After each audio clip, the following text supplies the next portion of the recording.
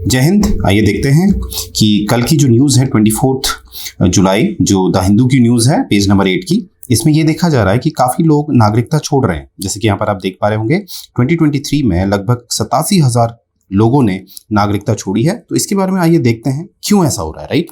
तो यहाँ पर हम बात करेंगे जो भारतीय नागरिकता का त्याग करते हैं लोग, उसको इंग्लिश में हम कहते हैं रिनंसिएशन, राइट। त्यागने को क्या कहते हैं? रिनंसिएशन। तो देखिए यहाँ पर हमें दिखता है कि 2011 में हमें दिखता है कि लगभग 16 लाख से ज़्यादा भारतीयों ने नागरिकता छोड़ी है। और अगर इसमें 2022 की बात करें तो उसमें 2,25,620 लोगों ने नागरिकता छोड़ी है, ठीक है। और ये जो डेटा दिया गया है ये सरकार द्वारा राज्यसभा में 9 फरवरी 2023 को दिया गया है। आइए अब समझते हैं कि ऐसा क्यों है, ऐसा क्यों हो रहा है, राइट। तो इसमें पहले हम देख लेते हैं नागरिकता से संबंधित जो नियम है वो हमें दो जगह दिखते हैं। एक संवैधानिक नियम है और एक संसद ने नियम बनाया है। तो संविधान के हिसाब से अगर हम देखें, जो नागरिकता होती है वो आपकी यूनियन लिस्ट में आती है। तो यूनियन लिस्ट से क्या तात्पर्य है? यूनियन लिस्ट से तात्पर्य है कि यहाँ पर जो कानून बनाएगा वो केवल कौन बना सकता है? पार्लियामेंट बना सकती है, राइट। तो और ये भी याद रखना है कि जो नागरिकता के बारे में जो संवैधानिक नियम है वो भाग 2 पार्ट 2 में है, जो अनुच्छेद 505 से लेके 11 तक है। ये बात आपने याद रखनी है। आगे देखते हैं।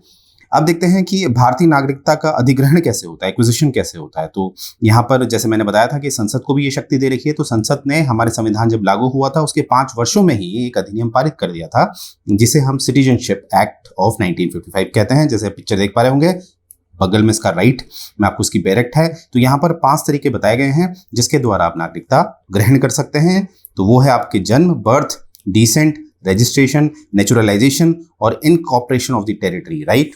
तो ये 5 तरीके हैं जिसके द्वारा आप नागरिकता ले सकते हैं। और यहीं पर हमें दिखता है, जैसे कि आप राइट साइड पिक्चर में देख पा रहे होंगे, कि लोगों ने काफ़ी जो ये संशोधन किया गया था सिटीजनशिप एक्ट में, उसमें लोगों ने काफ़ी विरोध किया था। पहले हम समझ लेते हैं कि एक्ट में जो संशोधन किया गया 2019 में वो क्या था। इसमें कहा गया था जो रिलीजियस माइनॉरिटीज़ हैं, जो कि खासकर माइनॉरिटीज़ में यहाँ पर हिंदू, सिख, बुद्धिस्ट, जैन, पारसी और क्रिश्चियंस की बात की गई है। और ये भी माइनॉरिटी कौन सी? माइनॉरिटी जो है आपके किस देश में? अफगानिस्तान, बांग्लादेश और पाकिस्तान में। ये जो माइनॉरिटीज़ हैं इनको फास्ट ट्रैक की नागरिकता दी जाएगी भारत में। तो यहाँ पर क्वेश्चन है कि ये पिक्चर में ये जो बालक है ये इसका अपोज क्यों कर रहा है? ये इसलिए अपोज कर रहा है क्योंकि इसमें जो इस्लाम वर्ग है उसका नाम नहीं दर्शाया गया है, राइट। यानी कि इस्लाम को, अगर इस्लाम वर्ग का जो व्यक्ति है अगर उसे भारत में नागरिकता लेनी है तो उसे अभी भी कोई फास्ट ट्रैक का ऑप्शन नहीं मिलता है, राइट। ये बात आपने याद रखनी है। अब प्रश्न है कि लोग नागरिकता क्यों छोड़ देते हैं। अगर इसको आमतौर पर, सामान्य तौर पर देखें तो ज़्यादातर हमें दिखता है अच्छी नौकरी के लिए। जैसे कि हम देखते हैं सऊदी अरेबिया चले जाते हैं हमारे काफ़ी भारतीय अच्छी नौकरी के लिए, या जो क्लाइमेट चेंजेस होते हैं उसकी वजह से भी ये जाते हैं, और जो पॉलिटिकल सिचुएशन होती है, जो राजनीतिक परिस्थितियां होती है, राइट, उसकी वजह से भी चले जाते हैं। परंतु अगर हम एक रिपोर्ट की बात करें, 2020 की रिपोर्ट है, ग्लोबल वेल्थ माइग्रेशन की रिपोर्ट है, वो क्या कहती है? जिस हिसाब से राइजिंग क्राइम रेट्स बढ़ रहे हैं और बिजनेस की अपॉर्चुनिटी कम हो जा रही है, इसी कारण से ज़्यादातर ये जो माइग्रेशन है, माइग्रेशन से मेरा तात्पर्य है कि लोग एक देश से दूसरे देश में जाते हैं और एक देश की नागरिकता छोड़ते हैं। तो ये रिपोर्ट के द्वारा बताया गया है, ये बात आपने याद रखनी है। अब देखिए क्या है, भारत में नागरिकता त्यागने के तरीके। स्वैच्छिक त्याग होता है क्या? यानी कि खुद भी आप त्याग सकते हैं, बिल्कुल त्याग सकते हैं, राइट। अगर आप बालिग हैं, 18 या 18 वर्ष से ज़्यादा के हैं, तो आप क्या कर सकते हैं? अपनी नागरिकता खुद छोड़ सकते हैं, ठीक है। और जब आप नागरिकता छोड़ते हैं, मानते हैं आपकी उम्र 40 वर्ष है, आपने नागरिकता छोड़ी है और उस समय आपके जो मानते हैं 2 पुत्र हैं, ठीक है। तो 2 पुत्र जो कि माइनर है, तो क्या है कि उनकी नागरिकता भी चली जाएगी, बिल्कुल उनकी नागरिकता भी चली जाएगी। परंतु जब वे वयस्क हो जाएंगे, जवान हो जाएंगे, जब 18 वर्ष से ज़्यादा के हो जाएंगे, तो वो अपनी नागरिकता पुनः पा सकते हैं, ठीक है।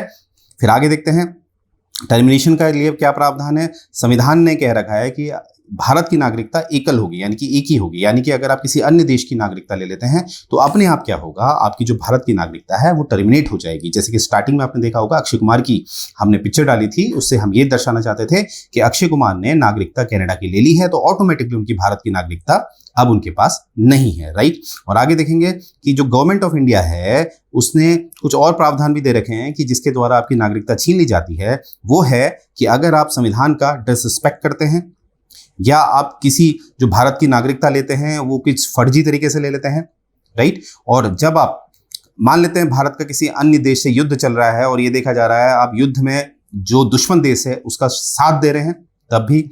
और एक और है a citizen B living outside, यानी कि कोई व्यक्ति 7 साल से कंटिन्यू दूसरे देश में रह रहा है, 7 साल से कंटिन्यू निरंतर, राइट, तब भी उसकी नागरिकता समाप्त कर दी जाती है। और एक है कि आपने रजिस्ट्रेशन के द्वारा या नेचुरलाइजेशन के द्वारा अगर आपने नागरिकता प्राप्त करी है और आपको 5 वर्ष हुए हैं और उसमें भी 5 वर्ष में आपके ऊपर 2 साल का कुछ ना कुछ कारावास आपने सहा है या आपको कारावास किया जा रहा है, दिया जा रहा है, तो उस केस में भी आपकी नागरिकता छीन ली जाती है। राइट।